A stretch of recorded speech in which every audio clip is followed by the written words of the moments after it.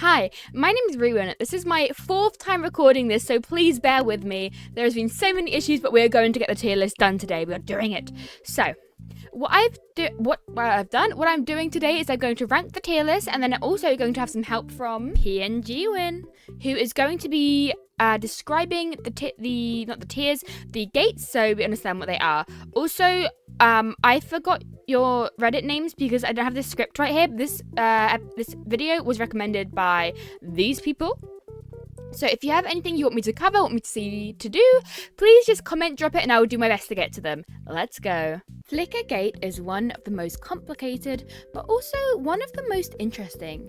This one is based on the idea that Mike and Will end up in the Upside Down together, and that's where they will kiss. This implies that there'll be some time shenanigans, and somehow the Upside Down will be linked to Season 1 time-wise, and when they do so, the light flickers above the garage as small Will cycles away. This is also based on the song Heroes that played when they first discovered Will's body, and the lyrics of "and the shame was on the other side," specifically Mike and Will being gay on the other side. Number 1, Flickergate. Don't hate me, guys. So with Flickergate, I just don't think there's enough evidence for it. I think time travel, there is a chance it will happen, but I genuinely just think the flickering was just because of a Demogorgon. I think it was just signaling the Demogorgon was coming. I don't think it was anything like a kiss or something on the other side and the Upside Down. The shame on the other side being upside down, I can see the lyrics, but I don't think Flickergate itself is coming. I'm not, yeah. Birthdagate requires a little context. In Season 4, when Mike arrives in California, it's actually Will's birthday, but no one remembers. March 22nd. At Rinkomania, there are lots of balloons around. This theory believes Vecna is manipulating Will's friends in order to make him more vulnerable as a target. This theory is further advanced by the fact that the Creel murders also happened on March 22nd. Unrelated, but something feels really off here and it scares me. Birthdagate is a really tricky one for me because it's a case of how much do I think the Duffer Brothers were careless? And they're not careless, so I think it's going to be peak Byler. I don't know if it's Vecna making everyone forget the memories, but March 22nd being the day that the Creel family was killed it adds that layer on where I'm like, okay, no, the Duffer Brothers have to have done this intentionally, because they never show dates, but on these 2 occasions, they did. So, something strange there. Churchgate, I believe, is heavily based on the fact that behind-the-scenes photos showed the church covered in Vecna tentacles. This follows the idea that Will gets possessed in the church, attacking and choking Mike. When Mike confesses that and they kiss, freeing Will from Vecna's possession. Churchgate... Guys, I'm so sorry again. I know these are the big ones, but I just don't particularly believe them. With Churchgate, it's because there isn't any particular religious imagery in the families. I wouldn't say there's masses of it. There's a little bit, but I don't think, like a lot of people saying it'll be quite a triumphant moment to come over their religion and all that and to, defy religion by being queer, but I don't think that's necessarily a theme in the show. Like, there is internalized homophobia, but I wouldn't say it's down to being religious. Potentially. I don't think they'll be seen at the church because obviously there is Vecna's vines going around. The town's obviously messed up, but I don't know if it's even going to be people inside or if it's just like a background set. We'll see. Lettergate is based on the idea that Mike actually did write back to Will but never sent them, and they were all signed with "Love, Mike." This is further enhanced by the following post by the Stranger Things writers account run by the Duffer Brothers. Lettergate, absolute Byler. We love Lettergate. Something's going to come of it. 100% believe it. There's no way that Mike hasn't written letters, especially the one saying, love Mike. It's coming. It's coming. Just trust me. Pocketgate is heavily linked with Lettergate. Throughout Season 4, Mike has a triangle-shaped pocket close to his heart. This theory states that inside this pocket is the letter he wrote to Will. Triangles have also been used to represent queerness, as confirmed by the costume design team. Pocketgate? Perchance not Byler. If I'm being honest, I feel like we would have seen it. I did go back and have a look at all the times we saw Mike's pocket, and there was nothing in it. There was no paper sticking out. There was we could borderline see most of the inside of the pocket, and there was nothing there. So I wouldn't say the letter's in there. I think they're hidden under his bed or something. They are around, but he's not going to be as obvious as carrying them here. he's going to have hidden them in some box with spiders on it under his bed. Okay, they exist, but they're not there.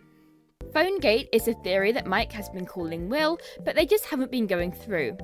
This is emphasised by Dustin's line that Mike has been whining that he can't call due to Joyce's telemarketer job. I want to add to this too, Mike was writing by letter to Elle and over the walkie-talkie. Phonegate, I'd say Byler approved. It's just canon. It's a cute idea. It might come up in a fight, but I would say it's just canon. Lover's Lake Gate, a favourite here at Ruin Incorporated, is the theory that Mike and Will are going to confess or kiss at Lover's Lake. The lake is shaped like a heart, but got split in two when the gate opened there. This theory is now more advanced, due to filming being confirmed there on the Duffer Brothers account, a behind-the-scenes photo of Noah and Finn filming there, and a water safety expert being required for episode 5. Lover's Lake Gate, absolute Byler. If you've seen my videos, you know I'm 100% a Lover's Lake truther. I think Season 5, Episode 5, Lover's Lake, it's going to be cute, it's going to be adorable, there is so much evidence for it, and it's going to be so peak. Heartgate is a simpler concept, but it's that hearts are everywhere in Season 4, to the point it's even in their eyes. Heartgate, absolute Byler. I love this attention to detail because it means they had to shine like a light on the pupils to make that heart, I reckon. So, I mean, that might even be why the filming took 12 hours, but I think Heartgate is just so cute and it's such cute attention to detail and it just... my babies. Colourgate is one of the oldest Stranger Things concepts. Will is yellow, Mike is blue. This is present throughout the series. The silver cat feeds when blue meets yellow in the west could be Mike and Will meeting in California when Vecna starts attacking. There's also a lot of symbolism, like Mike's bouquet of flowers for Elle having too much yellow. I believe this came around from their clothes and environment. Colourgate, I'm going to say peak Byler. Obviously, Colourgate is like blue and yellow, meet in the west, blah, blah, blah.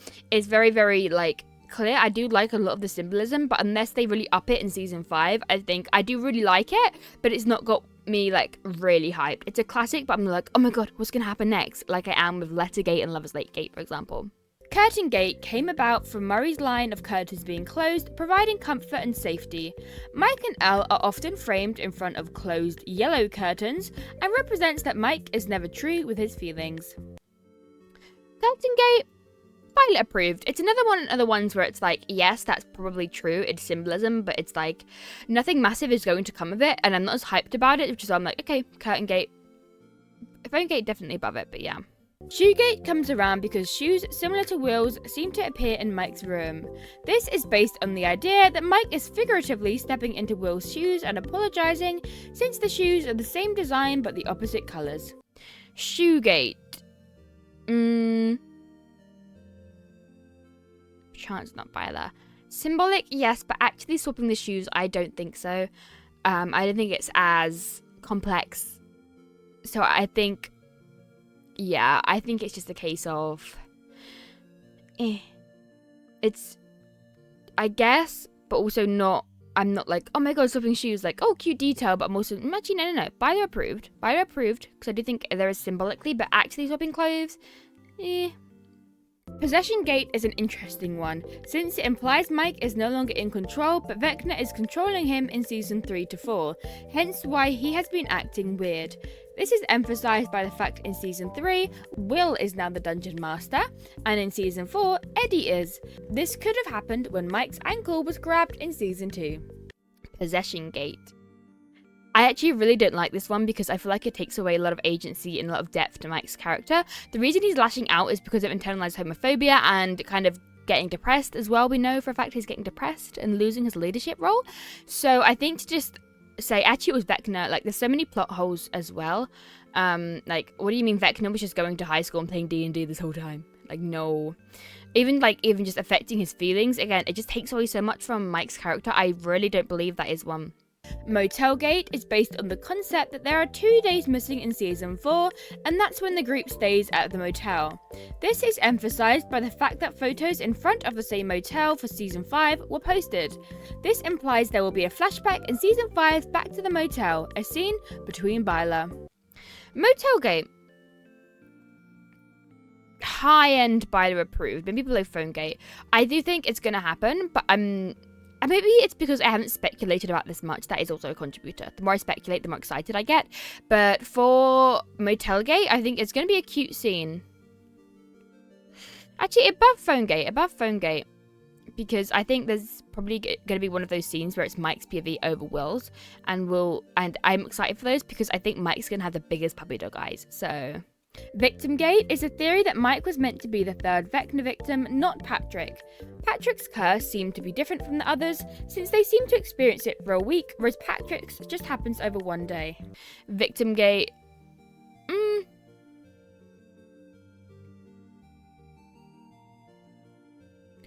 It's above these... no, actually, no. Yeah. About here. So, the reason I don't believe in Victimgate is because... it's quite possible Vecna's powers are just getting stronger. Because with Max, it didn't take 7 days. Like, I know the whole, it took 7 days, it's like this. I don't think so, to be honest. I generally think it's just a case of Vecna had more gates, so he's getting closer to the surface, so he got more powerful and didn't need as much time. And I also think it's quite amplified by emotions you're feeling at the time. So, they were already in the water, for, I think Patrick was his name. He's already having a rough time because his friend has died. He's running around, he's terrified, he's hiding these things about himself. And it just... took it to the last limit, I think.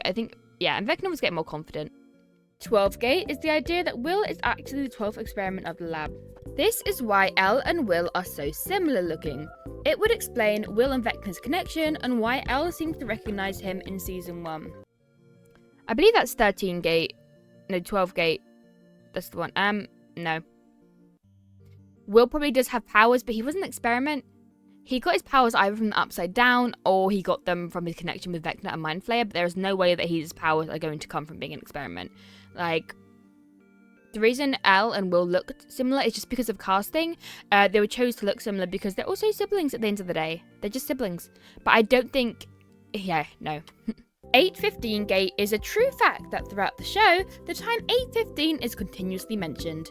It's when Will went missing, the Upside Down is likely stuck here, and even more interesting, the timestamp in the show is 8:15. Elle even mentions in another scene that Hobbit is late when he arrives at 8:15. 15 take away 8 is also 7, a significant number throughout the show. 8:15 gate, Byler approved. I don't see much coming of it. But it is a cute detail. I do like the 8:15 gate. That is cute. Radiation Gate is based on the idea that clocks in Chernobyl are stuck in 8:15, and Hiroshima is described as being frozen in time. Henry has burns similar to those of radiation. The stages of being in the Upside Down also reflect the real-world stages of radiation poisoning, starting with headaches and disorientation, moving to unconsciousness and bleeding, and finally, death happens at 7 days in the amount of time it takes Vecna to take out his victims, and the amount of time Will is trapped in the Upside Down.